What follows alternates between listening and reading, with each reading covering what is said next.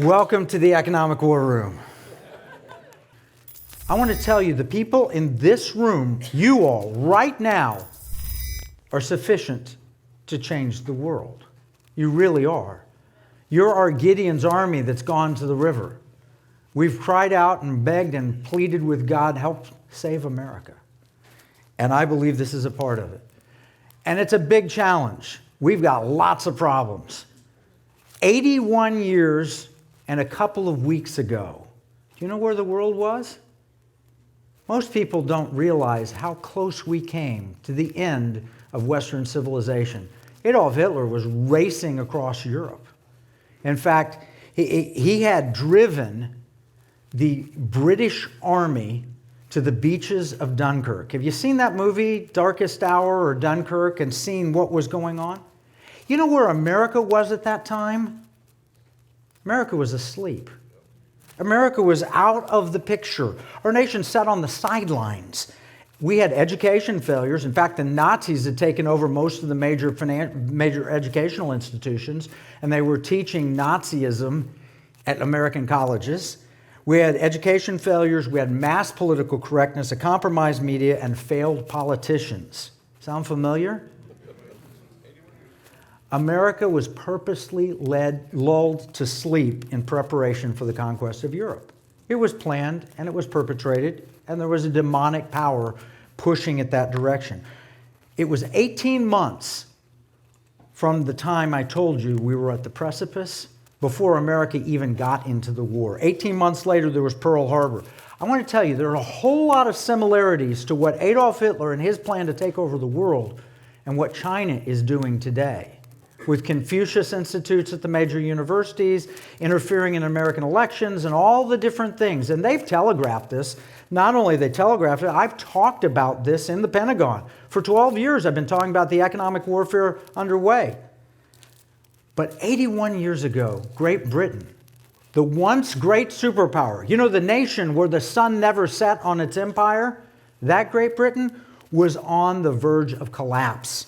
They had 360,000 men trapped on the beaches of Dunkirk.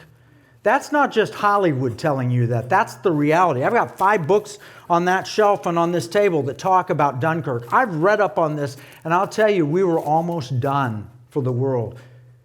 Had the British lost then, who knows what would have happened. But you know what happened? You saw the movie and you saw the miracle of Dunkirk, but you didn't hear the whole story. What's really missing is mentioned in this book.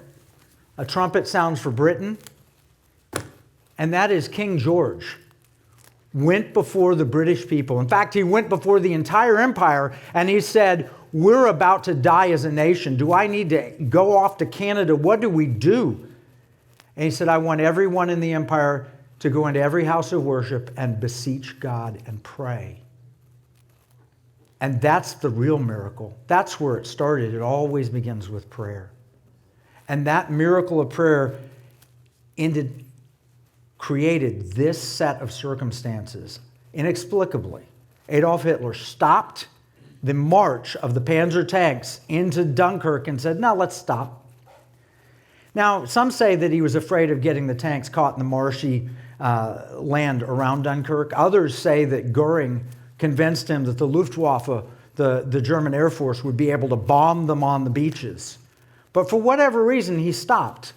And that's the first part of this miracle. The second thing is, all of a sudden, they set an air base up in Flanders, and all of a sudden the skies over Flanders got so tumultuous that planes could not take off. And the third part of the miracle is the English Channel was made like glass. It was so smooth that you could take pleasure craft across the English Channel very easily. Those are 3 miracles that took place. Now, one German squadron did take off from Flanders, and it did strafe a single beach at Dunkirk. And there were a lot of soldiers on that beach. And here it comes, the German planes just strafing the beach, and the soldiers dove into the sand as if that could protect them from the bullets coming. But I want to tell you, every man got up, and they saw the bullet holes around them on the beach, and they swore Angels lay on top of us and protected us. It was the prayer that made the difference. Then, Prime Minister Churchill, we got a bust of Churchill up here. Prime Minister Churchill created Operation Dynamo. And they sent every pleasure craft, every fishing trawler, everything that they could, a speedboat, whatever they could find, across the channel, and they brought 360,000 men home. It was a miracle, but it started with prayer. It was completed with action. And it was the small ships, not the professional British Navy. And why is that important? Because we're being told over and over and over, leave it to the professionals. I'm done with leaving it to the professionals. It's time for America to stand up and for the men and women in this room to make a difference.